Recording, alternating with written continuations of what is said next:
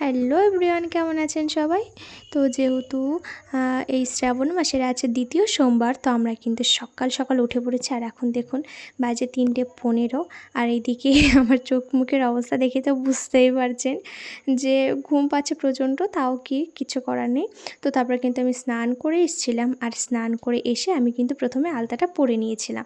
আসলে যেহেতু সাদা শাড়ি পরবো, তো পরে পরলে কি মানে শাড়িতে দাগ লেগে যেতে পারে। তো তারপরে কিন্তু আমি আমার হাতে আলতা পরে নিয়েছিলাম। আর দেখুন আমি যখনই হাতে আলতাটা পরে নিয়েছি, আমার হাতটা কতটা সুন্দর লাগছে দেখতে, মানে নিজেই নিজের হাতের প্রেমে পড়ে গেছিলাম। তো যাই হোক, তো তারপরে কিন্তু আমরা বেরিয়ে পড়েছিলাম গুছিয়ে। আর এদিকে দেখুন, যেহেতু এই কদিন একভাবে বৃষ্টি হচ্ছে, আর রাত্রেও কিন্তু বৃষ্টি হয়েছিল ভালোই।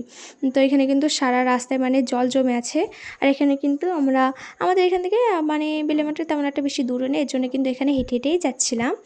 তারপরে ওইখান থেকে গিয়ে গাড়িতে উঠেছি। তো এখানে কিন্তু আমরা গাড়িতে উঠে পড়েছি। আর এটা ভাবছিলাম যে মহাদেব যেন কম লাইন থাকে, আমরা যেন ভালোভাবে পুজো দিতে পারি। তো আমরা কিন্তু প্রায় চলে এসেছি। আর এখানে কিন্তু লেবে গেছে। আর এইদিকে কিন্তু সবাই দৌড়াচ্ছে লাইন ধরার জন্য। আমার দিদি তো কী জোরে জোরে হাঁটছে, আর আমি ভিডিও করতে করতেও আসছি।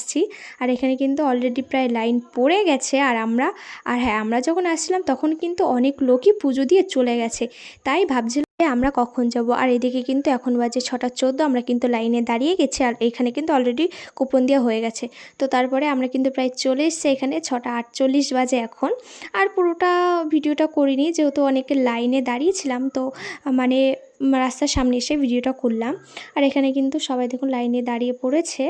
আর আমরা কিন্তু ওইদিকে গেছিলাম একটু ভিডিও করতে। তো দিদিকে বললাম যে দিদি চলো আমরা একটু হেঁটে আসি, কারণ অনেকক্ষণ ধরে আমরা লাইনে দাঁড়িয়েছি, প্রায় 6টার সময় দাঁড়িয়েছি ওখানে।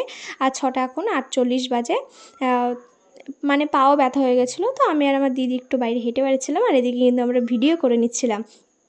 আর এখনই কিন্তু অলরেডি মানুষ আসতেই চলেছে, এত পরিমাণে ভিড়।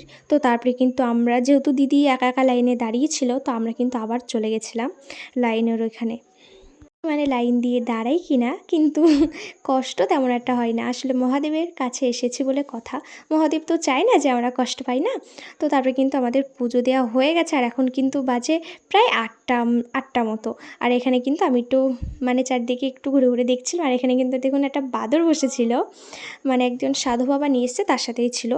আর এখানে কিন্তু এই কিন্তু শ্রাবণ মাসের দ্বিতীয় সোমবারে এসেছিলাম। তো আপনারা কারা কারা এই দ্বিতীয় সোমবার এসছেন পুজো দিতে আমারই মতো, অবশ্যই কিন্তু কমেন্টে বলবেন।